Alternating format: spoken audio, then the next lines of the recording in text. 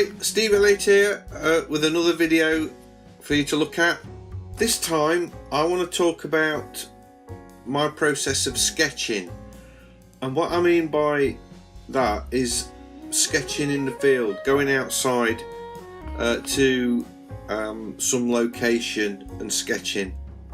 So as you know, I'm doing this transition from traditional artist to digital artist, and I'm struggling coming up with a way of replicating what I do in the field to using an iPad.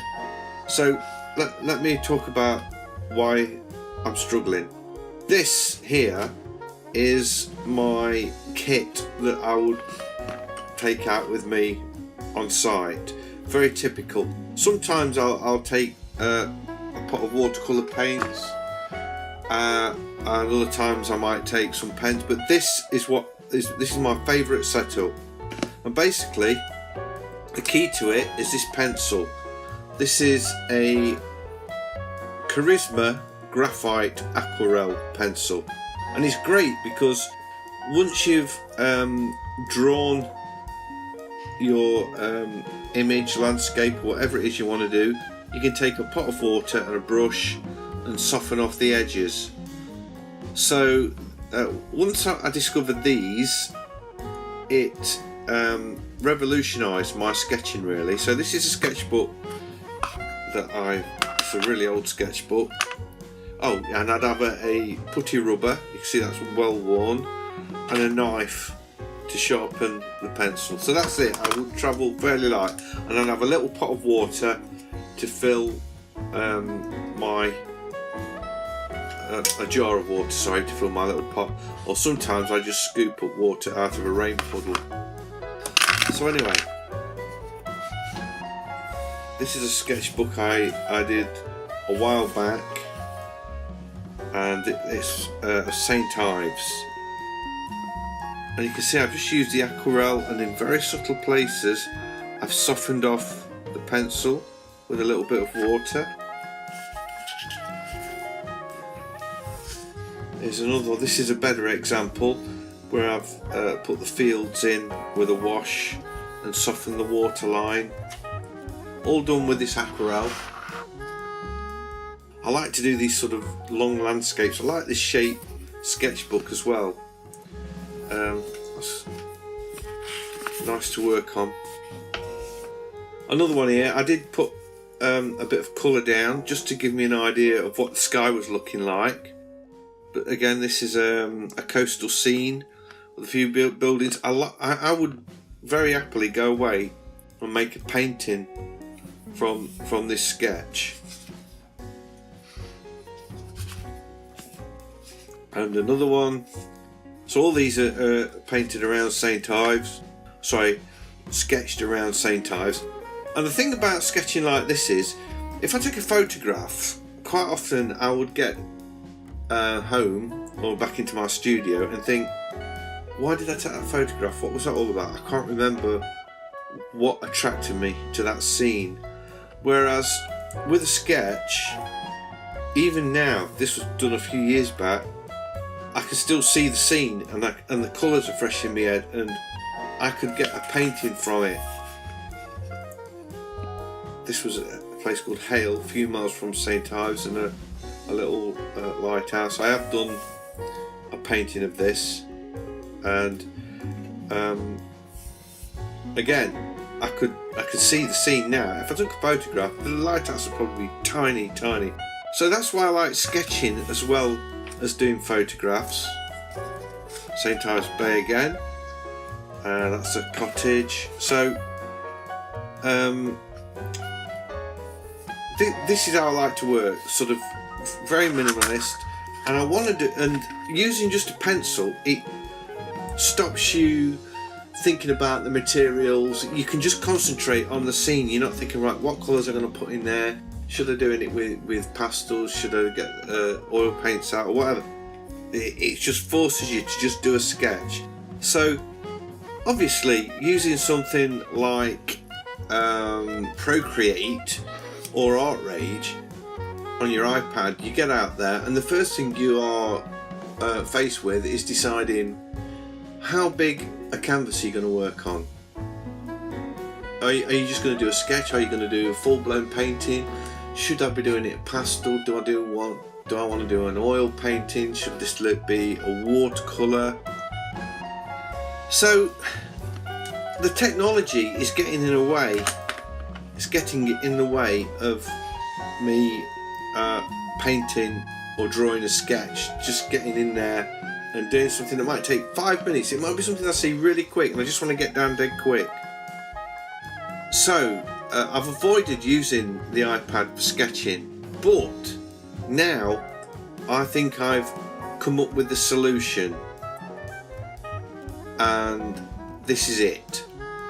This is Paper by 53, or an app called Paper by 53, and it is really simple. What I like about it is you have very few tools to choose from. We have a pen, a pencil, an eraser, a paintbrush, a watercolor brush, and one or two other things. I'm going to try and stick solely with the pencil for this, the eraser and the watercolor brush.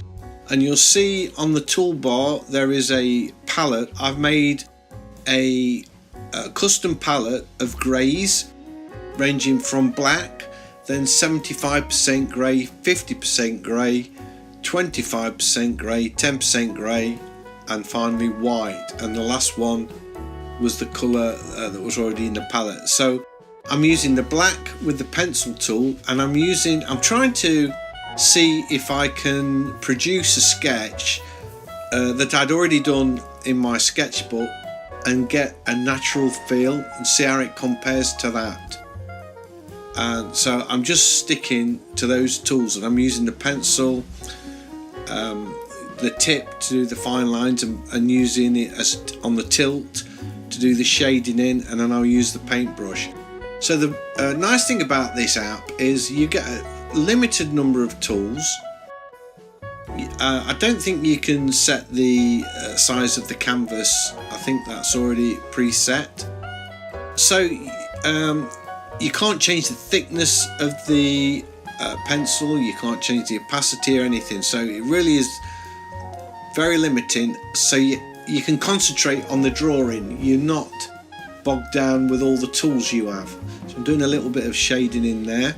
So I'm working on the pencil drawing to start with. Use the eraser to erase a little bit of the drawing, just as you would naturally. So I'm really liking the fact that it's dead simple and you can do nice, neat drawings. And I'm going to put the original drawing next to it when it's finished to see how it compares. The other thing I like about this is you can arrange sketchbooks. You can create sketchbooks, and you'll notice that I'd called at the beginning, I'd called the sketchbook December 2017. So I'm going to try and fill this one up. You can put as many pages in it as you want. I think the default's 10 pages, but I've selected to add a few more, and I've put 20 in. I thought that was a nice number because 2 pages is in effect one drawing really, because if you notice you've got like the fold over and there's a crease in the middle, but when you click on it, it opens up into the full size. Now I'm using the paintbrush to put in the colours, which I would do with the paintbrush in real life if I'm painting traditionally. And when I've done that, when I've got the watercolour on, if you like, or the wet pencil, I go back in with the pencil and start shading it again, trying to keep it as natural looking and as simplistic as I can. This is a scene near St Ives that I did a few years ago. So as I say, I'm just trying to reproduce it and see what I end up with. I've had this app for quite a long while actually. I don't think I bought it. I think I'm using the free version. I'm pretty certain I haven't paid for anything.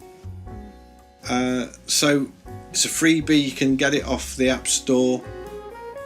And as I say, I've had it for a while. I've never really used it because I've only just recently got into the digital stuff, and I think this is going to be an absolute godsend for the sketching, because I do like to theme my books and keep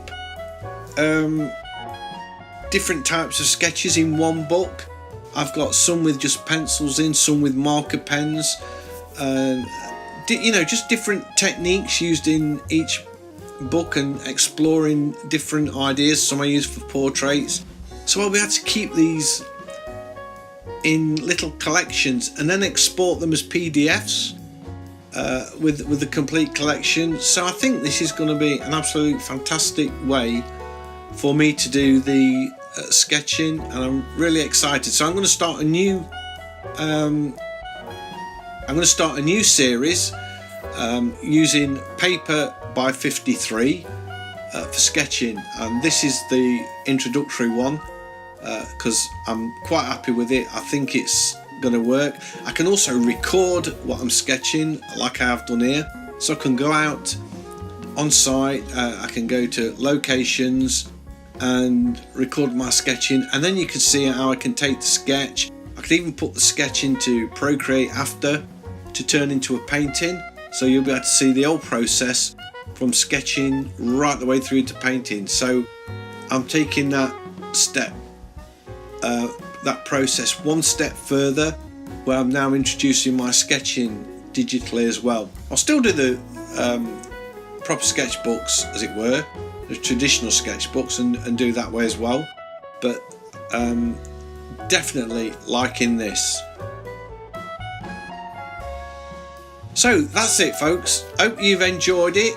Thanks for staying with me to the end. If you have, please give me a thumbs up. That will help me out a lot. And if you're new to the channel, please consider subscribing, because I've got lots of ideas and lots of videos that I'd like to be sharing with you.